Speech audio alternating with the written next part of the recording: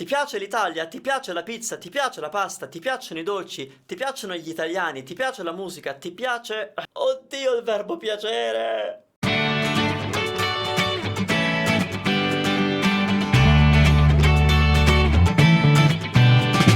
Ciao a tutti and welcome to this amazing new lesson of Italy Made Easy here on YouTube. The verb piacere may be the most complicated verb that English speakers have to deal with when they start learning Italian, and it's one of the questions that actually get asked the most in the comments. Can you do a video on the verb piacere? Well, I did much more than that because you know me.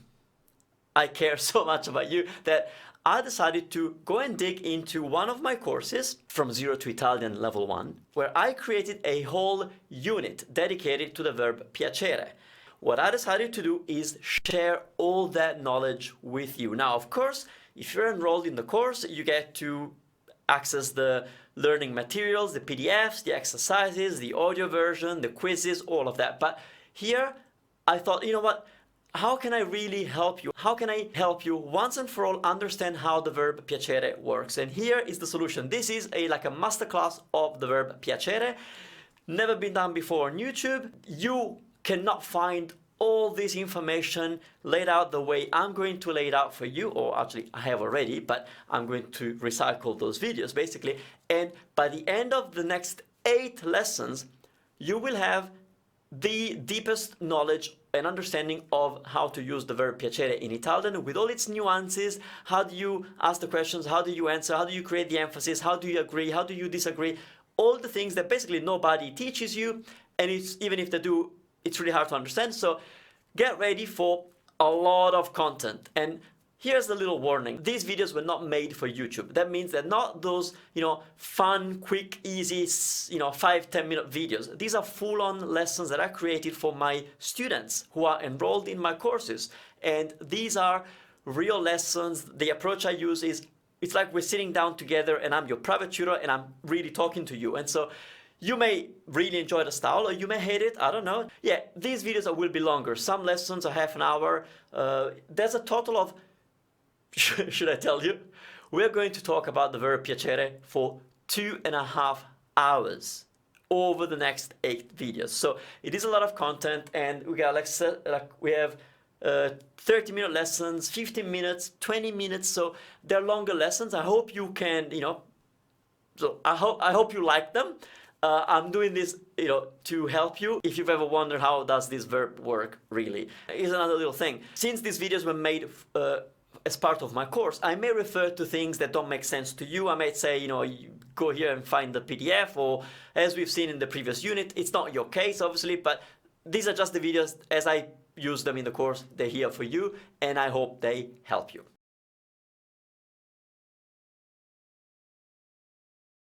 So we are looking at il verbo piacere, which means to like. And as you can see at the bottom, there's a number 1, and that's because we are going to have multiple lessons on the same topic. And we're going to go deeper and deeper and deeper every time. So I actually ask you to don't get too far ahead of yourself. So once you finish this lesson and the practice, which might take a couple of days, you will have questions. You'll do your practice and then you'll have, oh, but how do I say this?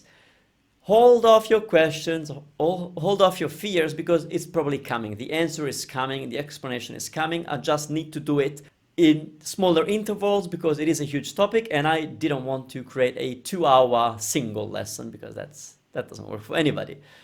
So let's start by comparing, or just kind of visiting English and thinking of a simple verb like mangiare, like to eat, which in Italian is mangiare. So if you're trying to say something like I eat the apple or I'm eating the apple, well, you have an equivalent in Italian, and that would be io, which is the equivalent of I, which you can omit, but it's possible. Mangio, which means I eat, and that's why you can omit the io, but that is the equivalent of I eat, io mangio, it's there. And then the apple is la mela, so you can pretty much replicate your sentence from English to Italian, and it just works because mangiare, or to eat, they have the same quality. That means that they are verbs that need a subject performing the action onto an object, which is the majority of verbs, really, when you think about it. You know, you read something, or you paint something, you write something, you say something. So most verbs will work the same across the two languages, and they do, which is the good news for us. But there's a little problem. Piacere it doesn't translate really the verb to like other verbs do translate literally. So when you're thinking of to like, and we tell you that to say the verb to like, you say piacere, we're kind of lying to you, because to like doesn't actually exist like that. So let me explain. In English, you would say I like the apple, which has the same structure as I eat the apple. So you're just changing eat for like, and you're done. So eating and liking are the same, they work the same way. But in Italian, look at the sentence in Italian. I say mi piace la mela, which is completely different from io mangio la mela. Io mangio, io is the subject, and it's a subject pronoun, io, I. Mangio is the verb conjugated in the first person singular, I. So mangio means I eat, so it makes sense. But when you look at mi piace, you can already see that it's different. I mean, I don't say io, I say mi. Now mi has to do with io, but it's not the same thing. Obviously, mi is a pronoun, but not a subject pronoun. Now, also piace, that's a form of the verb piacere, and that's obvious to you. But which person is that verb conjugated in? It's not the first person, it's not I. How do you know? Manu, how do I know if I don't know the verb piacere yet? You haven't told me. Well, actually, I won't even tell you how to conjugate piacere at all in this unit. But the reason why you know that it's not conjugated in the io form is that it doesn't end with o. And all verbs in the io form, present tense, end with o. Therefore, that piace is not something that I'm doing. So that's a little bit of an issue here, isn't it? Because obviously it doesn't make sense, right? So let's have a look at how we are going to understand this a little bit better. The point is that there are simply different perspectives between how you express liking in English and how we express it in Italian. Now, if you know French or Spanish, you won't be surprised, because Italian works the same way as French, and especially Spanish. But if you're not familiar with those languages, this is going to be new and you will not like it. But the idea of piacere actually doesn't mean to like. It means to please or to be pleasing. So basically, you would expect that if something is pleasing, then you would expect the concept to be expressed in terms of to be pleasing to somebody, right? You know, like, I don't know, this is pleasing to me. Is this pleasing to you? So that's what we're actually saying when we use the verb piacere. We're not actually saying like, we're saying to be pleasing, which does require a change in the structure. So, if you're trying to say something like, I like the apple, well, your sentence will kind of sound something like, the apple is pleasing to me. Now, you wouldn't say that in English, but what I'm telling you is that that's how we express the thought in Italian. So we want to get used to this before anything else. So, you're thinking, I like the apple? Well, the apple is pleasing to me. If you're thinking you like cookies, now in Italian we're going to say the cookies because we are obsessed with articles, but you will have to say something like, the cookies are pleasing to me. If she likes cookies, then you would have to come up with something that means the cookies are pleasing to her.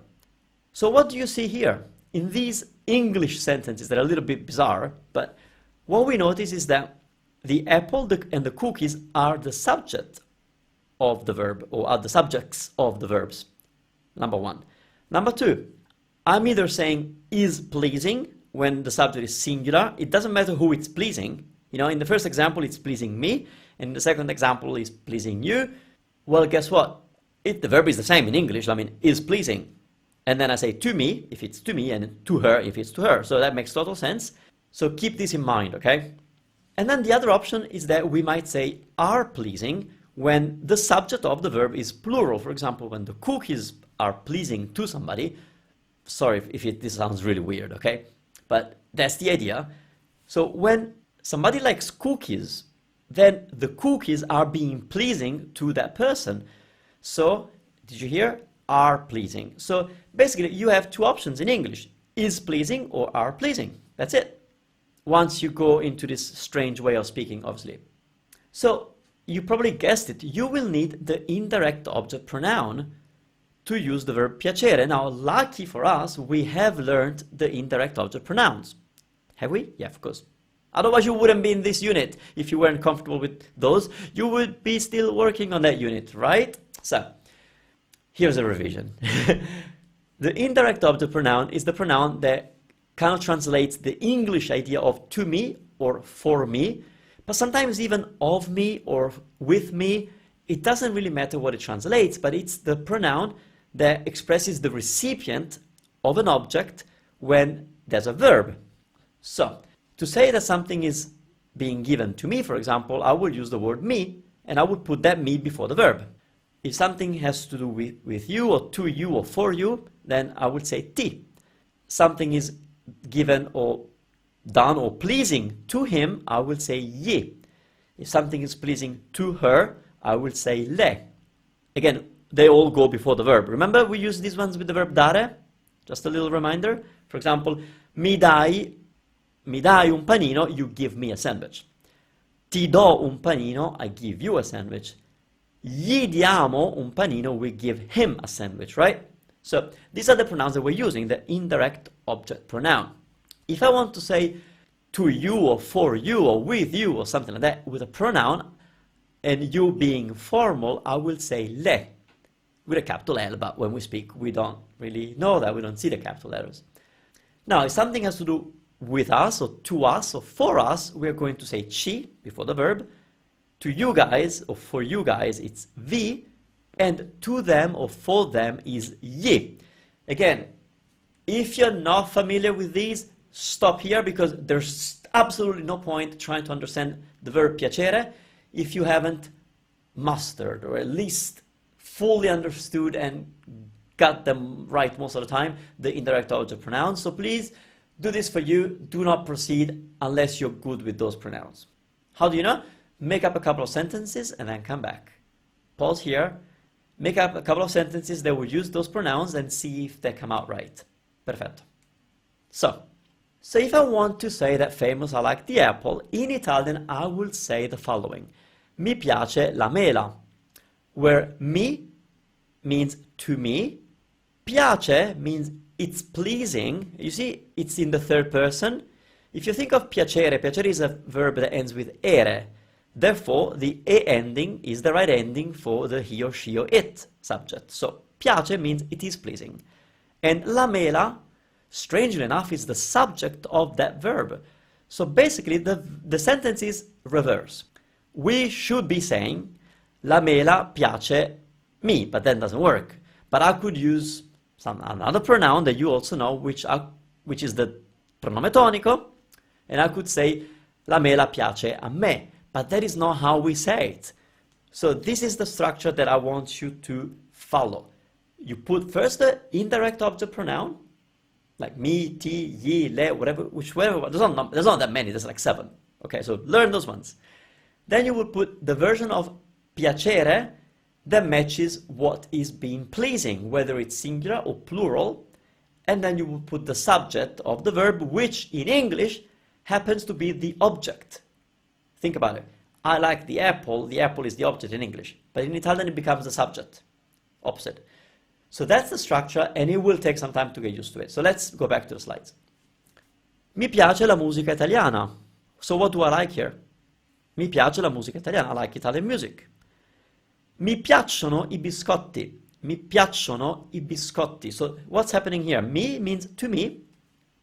Piacciono is the third person plural, meaning the verb for they, of the verb piacere. So piacciono means they are pleasing. And then what are pleasing to me? So what is pleasing to me? It's I biscotti, the biscuits, the cookies. So again, mi piacciono I biscotti. It's like saying the biscuits are pleasing to me, or the cookies are pleasing to me, but it's reverse. Mi piacciono I biscotti. Mi piacciono le persone che parlano italiano.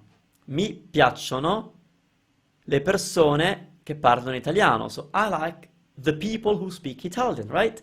Mi piacciono le persone che parlano italiano. So basically, remember back to English.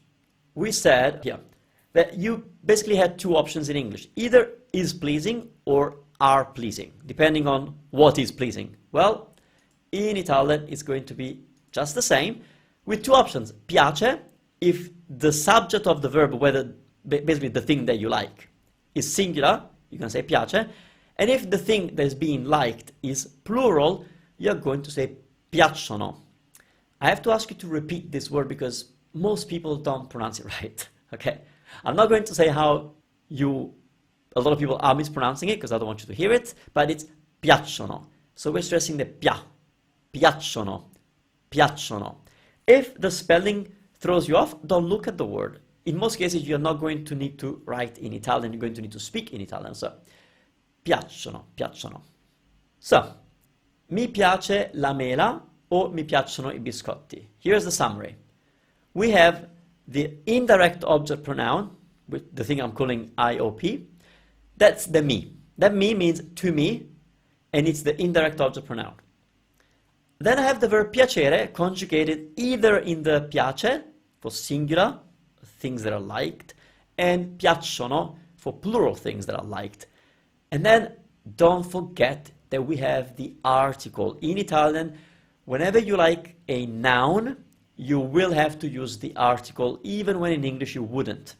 So yes, you like the apple, yes, you like the cookies in Italian.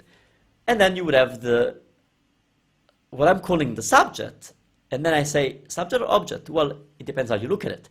In Italian, that's the subject, because piace is conjugated in the singular because la mela is performing the action of being pleasing. And piacciono is conjugated in the plural because the cookies are doing the action of being pleasing. So in Italian, it's actually correct to say that what follows the article is the subject. Now, if you're thinking in English terms, that's the opposite, because that thing that comes after the verb piacere in Italian is what in English is the object, it's the thing that you like. It's just opposite. That's why I said we need a whole unit to get this down, and we will. So this first lesson, let it confuse you, it's fine, we'll clarify everything as we go. So don't worry too much if this is not totally making sense. Hopefully it will. So here's some things that you can do, because you can like things a lot, a little, or you could not like them. So my question to you is my challenge to you. If I wanted to say that I like the apple a lot, where would I put that molto? Just a question. Where would I say molto in that mi piace la mela? Where would that go? And then the same question is, where would the poco go? Poco means a little, as in not much. So how would I say that I like the apple a lot or that I like the apple a little in Italian? Mi piace molto la mela. Now, if you didn't put it there, it's fine, but it's not correct. It's fine meaning, well, it takes time to understand these things. But in Italian, adverbs go right after the verb. I repeat, in Italian, adverbs, those words that qualify a verb, that tell you how much of the verb or how a verb is performed, they go right after the verb. So, mi piace is the verb, and then I would put the molto. Mi piace molto la mela, or if it wasn't molto, if it was poco, mi piace poco la mela. Mi piace poco. It's a strange sentence, like I like the apple very little, but you probably say I like apples very little. But let's go with this one. But now, how about the non? What if I don't like the apple? Where would the non go? Okay, say your theory, where does it go? Say your sentence. How would you say I don't like the apple? And that's the correct version. Non mi piace la mela. If you said mi non piace, it's a common mistake. What I want you to remember is that in Italian, that mi is a weak pronoun. It's a pronoun that needs a verb attached to it. Otherwise, it just falls. It cannot stand up on its own. Italian pronouns, except for the pronomi tonici, they cannot stand on their own. They need a verb right attached to them. So we think of that pronoun verb thing as a block. We cannot break it. So, for example, mi chiamo, my name is, it's a thing. Like, it's not mi pause chiamo. It's mi chiamo. It's one thing. So non mi chiamo would be the negative. So this is the same. Mi piace, non mi piace. So we don't break that mi piace, okay? Now, I have a big question. What happens if you want to say that you like to dance or that you like dancing? So basically what you're liking is a verb, it's not a noun.